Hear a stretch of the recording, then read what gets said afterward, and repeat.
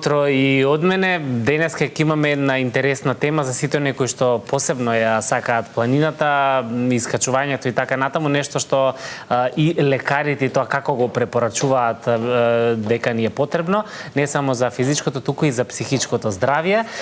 Така што денеска на некој начин славиме два јубилеја, односно ќе обележиме два јубилеја. 43-то традиционално искачување на врвот на Титов врв и 100 години постоење од планинарскиот клуб Љуботен.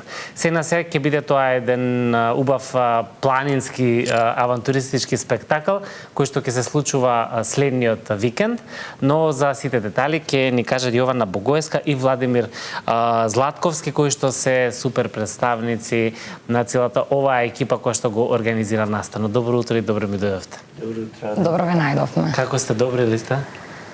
Добри, супер. Во тек со подготовки за Титов врв, ама добри се спремаме помалку. Така е, тоа е најважно. Колку пати вие сте го искачиле до сега? Не се бројат тие пати, да. Ние секоја година во организација најмалку 2 пати, поради тоа што треба да отидеш да подготвиш. Така да, доста пати. Така. 43-то искачување на Титов врв, тоа е на убава традиција, би рекол. Тоа е еднаш годишно, е така? Тоа значи дека 43 години наназад. Како започна оваа приказна? Значи, буквално не е 43, бидејќи има некој период кога не е организирано, особено така во 2001 кога беше конфликтот, некој период се паузираше, меѓутоа 43 пати заклучно со оваа година ќе биде организирано искачувањето. Тоа е еден многу интересен процес на организација која навистина бара многу работа од сите членови на нашиот клуб. Сите се посветуваат максимално, бидејќи е сериозен настан кој е во календарот на ФПСМ, на Федерацијата на планинарски спортови на Македонија, и секогаш бара навистина многу енергија и труд да се организира. Овој настан е навистина посетуван не само од планинари од Македонија, туку генерално од сите земји на Балкан што не обкружуваат, соседи, така да во периоди сме имали дури 1000 посетители на овој настан, што навистина го прави еден од најголемите планинарски настани во Македонија. Тоа е сигурно еден убав празник на планина, толку многу луѓе да се видат. Сега за сите оние кои што се планинарите знаеме, тие веќе се информирани и веројатно доаѓаат сигурно, но од каков тип е искачувањето, колку треба кондиција, опрема, подготвеност и така натаму, кој се може да се приклучи во превод? Така, па овој настан е за сите оние љубители на планина и на планинарските спортови, може да се пријави кој сака. Настанот трае сабота и недела, 24 и 25 мај, каде што сабота ќе имаме неколку низа активности, а недела е искачувањето. Во сабота имаме активности уште од 12 часот, мислам тогаш е пријавувањето на сите групи и клубови во хотелите на Попова шапка, од 12 часот до 13 часот од прилика. Потоа во 14 часот имаме акција за чистење на Попова шапка. Традиционално сакаме да испочитуваме Попова шапка, па така и оваа година. Во 15 часот имаме изложба на фотографии од архивата на планинарски клуб Љуботен, како од 1925 година кога е формиран, па до ден денес. Од сите оние манифестации и искачувања од во минатото, па до сите манифестации и искачувања во ова ново време. Тоа ќе биде интересно, буквално време плюс 100 години. Да, сите оние домови, планинарски домови кои што тогаш постоеле во тогашно време, сите оние планинарски домови што постојат ден денес. Веројатно Љуботен е еден од првите. Така, нели? Да, Љуботен е првиот клуб планинарски во Македонија. Тој е создаден 1925, нели оваа година ние тој јубилеј 100 години од постоење. Ние навистина 100-тиот роден ден го прославуваме со низа настани, каде што е и ово традиционално искачување.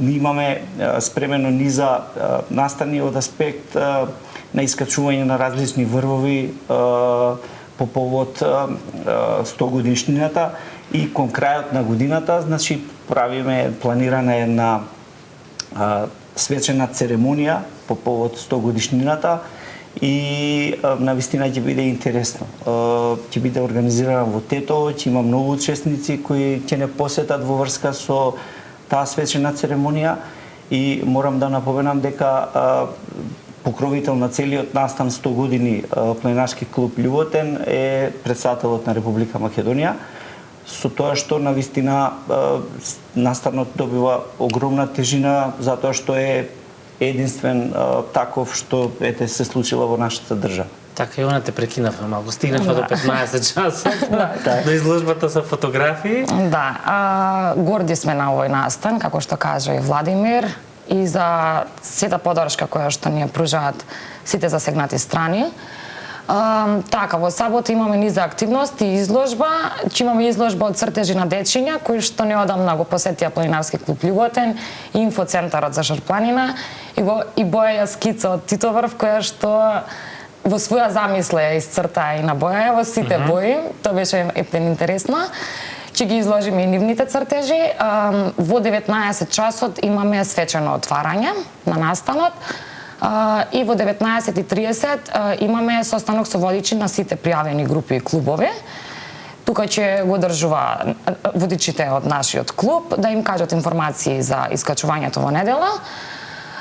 Тоа е од активности за сабота. После ќе имаме дружба до догледно време до 23 часот. И во недела искачувањето кое започнува во 6:30 пред платото на Попова шапка. Предлагам сите оние кои што се заинтересирани да се искачуваат во недела да дојдат барем 10-15 минути порано од 6:30, барем 6:15 да бидат пред платото на Попова шапка, за да можат да ги слушнат информациите на водичите кои што ќе ги кажат како сигнализација за почеток на турата. Оваа тура кон Титоврв е средно тешка тура, што значи бара физичка подготвеност за неа, но не со огромна тежина. Макар и никој да не се искачи до врвот, може слободно да учествува, има преубава природа, може да си остане на одмор, да ужива во цвечињата, да ужива во погледите. Че имаме пунктови долж целата патека на 3 места, што значи дека сме покриени во однос на цела патека. Целата патека е 14 километри во еден правец до Титоврв. Тоа отприлика во сати колку му доаѓа? 4 часа. 4 часа. Да. 4 часа во еден правец. Да, пешачење во еден правец. Планирано време за пристигнување на врвот е околу 10,5 часот во најдобро догледно време или до 11 часот, каде што во 12 часот очекуваме целата таа група на учесници пријавени да бидат искачени на врвот, да направиме една убава заедничка слика. Да. Како беше денес, како не се сликаш, како да не си се качил. Ќе заборавиш дека си бил. Да. Баш. Убава би била таа слика наистина по повод 100-те години. Баш и ќе биде интересна слика со сите присутни. Се надеваме навистина дека ќе има голем број. Имаме и такво очекување, веќе има навистина многу најава. Многу кандидати се пријавуваат веќе уште од пред можеби месец и повеќе има таков интерес, бидејќи овој настане некако се следи од сите планинарски друштва во бивша Југославија, така да навистина има огромен интерес. Браво. Ќе биде тоа уште еден убав настан, планински празник, ако може така да кажам слободно за паметење. Претпоставам дека секоја година си има некој посебен шмек, си има нешто пошто останува да се памети самиот тој настан. Тешко ли е да се организира сето ова со оглед на одговорноста на некој начин која што имате како клуб, бидејќи сепак правиме муабет за бројка од околу 1000 луѓе, што е огромна бројка. Веројатно нели може да има секаква ситуација, евентуално некој нешто и да се повреди или да не може да продолжи, но сигурно имате решение за сите тие ситуации со оглед на искуствата на назад. Апсолутно е навистина многу тешко ваков настан, особено во непристапни делови на планината, каде што нема можност да се дојде со возило, поради тој факт во однос на организацијата секогаш се оди една недела претходно, се поставува, се маркира целата патека, значи движењето ќе се одвива по Ваковската патека, бидејќи до Титоврв има неколку патеки. Ваковската патека е во принцип најлесната патека за искачување на Тито врв, таа ќе биде целосно маркирана. По трасата на целата патека ќе има поставено 3 контролни пункта. Нели тоа се наши луѓе, наши членови кои ќе бидат поставени во шатор и ќе им помагаат во случај да има некаква потреба. Во однос на медицински лица, истите ќе бидат вклучени во самата колона, но и на тие пунктови ќе бидат поставени медицински лица кои ќе ги следат учесниците во случај да забележат некој да има потреба или да му е тешко, да можат да излезат во престрет. Во принцип, од страна на нашите членови, секако има во самата група, во самата колона ќе бидат поставени наши членови кои ќе бидат меѓу учесниците и секако доколку има потреба ќе реагираат. Тие секоја година се обележани со наши обележја, така да секој од учесниците ќе може да ги препознае и во случај да има потреба да реагираат. Тоа се носат секој мотороли, така да сме со тие радиоврски, сме секогаш вклучени и во теки и следиме целата поставка. Имало ли вака интересни ситуации, нешто што си го раскажувате од после на претходните организирани тури? Анекдоти или сигурно има нешто вака интересно? Фул анекдоти. Има, секогаш има, мора да има такви интересни сеќавања. Имало луѓе кои не ги следели упатствата, па ќе излезат од стазата, па ги тражиме, па ќе ги најдеме, фала Богу за среќа, до сега не сме имале некои... Ги фаќало паника малце? Секако, таму веќе нема ни мрежата на мобилните телефони, сигурно веќе ја нема. Па во одредени предели, делови и нема мрежа. Интересното е што кога е убаво времето, човек и да излезе од колоната лево десно не е толку голем проблем, бидејќи убаво е времето, ќе види колоната, ќе се врати. Проблемите настануваат кога на планина немаме секогаш најубаво време. Проблемите настануваат тогаш, пример во услови на магла, на дожд, на снег, без разлика што е мај. Имало такви ситуации, се погодувало? Да. Имало, за жал, неколку пати сме ја прекинале ова, мислам, традиционалното искачување. Од организацијата решава дека времето не е соодветно за искачување, дека постои опасност за учесниците и решаваме дека настанот се прекинува, искачувањето, планината останува тука, ќе дојдеме следната година, така да од безбедносни причини ја прекинуваме, го прекинуваме искачувањето и безбедно се враќаме сите кон повеша. Што вели прогнозата за годинава, иако тоа брзо се менува, меѓутоа генерално се очекува да биде окей време, претпоставувам? Да. Очекување е времето да биде сончево, да. Со што оваа година немаме толку снег на планините, дури ни на врвовите над 2000 метри, што очекуваме убаво време. Се надевам дека ќе ни се отвори денот уште од утрото, па убаво да си поминеме. Ќе видиме тоа, ќе остане на денот да одлучиме. Меѓутоа, како што кажа Јована, во принцип годинава има многу малку снег во споредба со претходни години. Тука баш гледаме снег во овој момент на фотографиите. Тука е еден од пунктовите реално кои секогаш ги ставаме, тоа е еден долг снежен јазик, така го викаме ние. Во некои си 100 метри се оди над тој јазик, се прави се трасира едно патче на самиот снег колку што може побезбедно и ставаме секогаш наши луѓе што да бидат под, да речам, патекава каде што се движат, за во случај да некој се лизне, бидејќи не секој има соодветна планинарска опрема, инаку ние секогаш велиме дека најважно е да се има соодветни чевли кога се движите во планина, бидејќи нозете најмногу страдаат во принцип ако немате соодветни чевли и се случува некогаш да се лизне некој на тој снег. Така да секогаш имаме некој човек поставен долу за да може да укаже помош доколку има потреба. Добро сте, стварно добро сте организирани. Внимавате на секој детал. И самата 100-годишна традиција што се предава од генерација на генерација не научила дека баш за Планинарски клуб Љуботен можам да кажам дека кога организира еден настан, навистина се пазат сите детали до максимум. Значи тоа е една група која ги координира тие настани со чеклисти, со што треба да се направи, со медицинска опрема која треба да се носи, како треба да се пријави, што треба во случај на тоа, во случај на тоа. Така да, навистина, сериозна организација, многу сме сериозни како клуб и затоа и успеваме и ден денеска да обстоиме и да бидеме присутни во сите настани. Многу ме интересира кој е најмалиот, а кој е највозрастниот планинар кој што до сега се искачил на Тито врв? Па сега скоро имавме за членување на мала планинарка, мислам дека под 10 години, што активно планинари на високи врвови, наша планина, да. Wow. Да.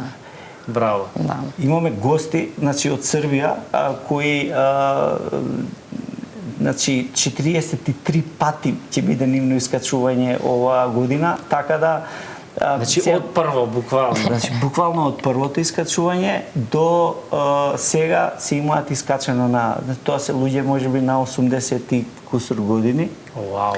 Кои едноставно секоја година се тука присутни, така да веќе границата на најмал многу често се променува, особено сега со тие убави ранци, каде што може да го носи детето, така да верувам има и по 6 месеци бебиња кои ги качуваат родителите горе на самите врвови. Интересно. После овој мове да не слушам некој дека му било мака да оди до продавница. Да, апсолутно не. Ова е стварно инспиративно и за поттик е за мотив дека годините апсолутно немаат врска, нели, ни со физичка ни со психичка подготвеност. Само треба веројатно на желба, волја за да се направи нешто. Баш така. Пример, ние сме исто така како клуб, нели, од многу млади членови па се до нашите најстари членови имаат можеби 81-2 години, така да кога ќе дојдете кај нас во просториите на планинарскиот клуб, може да видите на тие состаноци и луѓе, нели, во 80 и кусур години, може да видите и деца од 8, 9, 10 години кои учествуваат во... Тоа е многу убаво. Колку планината и љубовта кон природата може да спои буквално различни генерации. Вие колку време сте со планината? Па скоро 10 години. Скоро 10 години. Да, член во Планинарски клуб Љуботен скоро 10 години. Владимир нешто повеќе. Да, јас сум значи помножено со 2. Да, така. Да, 20 на години сум во Планинарски клуб Љуботен. Активно сме вклучени и двајцата во сите тие организации. Јас сум исто така и секретар на Планинарскиот клуб Љуботен. Така да доста се вложуваме себе си да продолжи неговата работа. Така да навистина сме горди на Планинарскиот клуб Љуботен. Тоа е многу важно. Се очекуваат да имате и луѓе од надвор од Македонија, што е еден начин на сериозна промоција на нашата земја, на сосема поразлично ниво од она што обично сме навикнати. Колку ви е важен тој одзив на странците? Колку тоа придонесува, да речеме, за промоција на природата кај нас? Па секако дека тоа ни е многу важно. Ние би сакале, нормално ние сме промотори на нашите планини, особено на Шарпланина, од каде што и доаѓаме. Навистина треба секој да ја види Шарпланина, незините убавини. Ние исто така како планинарски клуб сме одговорни и за планинарскиот дом на Љуботен, на врвот и под врвот Љуботен, кој е изграден исто 1931 година. Пред 6-7 години ентузијасти од нашиот клуб започнаа активност во негово реновирање, бидејќи беше во очајна ситуација. И денеска може да се пофалиме дека го имаме можеби и најубавиот планинарски дом на Балканот. Значи, веќе планинарскиот дом на Љуботен може да се мери со сите планинарски домови во Словенија, во Австрија, така да имаме супер услови за во планина. Во однос на промоција на таков вид на туризам, планинарски туризам, може да кажам дека Планинарскиот клуб Љуботен е еден од најактивните во тој дел, така да не само на локално ниво, туку веќе и на европско ниво. Имаме многу гости кои сакаат да посетат Шарпланина. Има преубави врвови, значи не само Тито врв, значи има уште многу врвови кои што се прекрасни. Ете, Јована може да сподели навистина, тоа се врвови кои што заслужуваат да бидат посетени. Така, што вели вашето искуство за искачување на планини на такви врвови?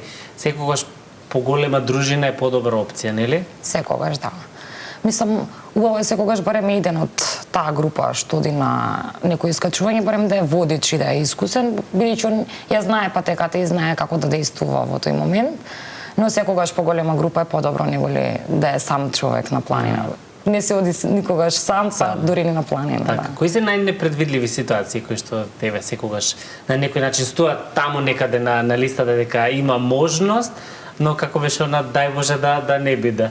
Да. Што нуди овој реон, овој врв? Мислите на Тито врв? Да. Или генерално и Шарпланина? Релативно променливо време, пошто на планина кога сме поготово над 2000 метри надморска висина, знае да се сменат и дури 4 годишни времења, пола час да е сонце, во следни 20 минути да врне дожд, па ветер, па магла, па повторно сонце и така. И затоа и сега налагаме за опремата која што ќе ја имаат учесниците да биде зимска опрема, бидејќи не знаеме какво време ќе налетаме во недела на 25 мај, но добро е да сме подготвени предходно. Така. Да, обавезна е опремата е една од најважните работи и секако, бидејќи ова е организирана тура, секако е следење на комуникацијата со организаторот, бидејќи организаторот е најзапознаен со работите како ќе следат, нели, во случај на лошо време, начинот на евакуација, враќање кон Попова шапка, така да секогаш на било која тура, тоа е едно правило кај нас во клубот, да се почитува правилата на организаторот. Било каде и ние гостуваме, без разлика што во нашата група има доста водичи кои се со тие потребни лиценци, меѓутоа во тој случај водичот без разлика на можеби поискусен водич се слуша самиот организатор, веќе тој ја познава најдобро таа планина.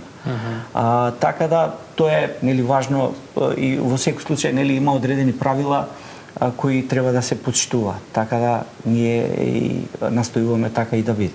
Така, има ли поубав момент од оној кога ќе се искачи врвот? Кога ќе знаете дека сте горе? Има уште поубав, кога ќе си дојдеш дома безбедно. Сите живи, здрави дома.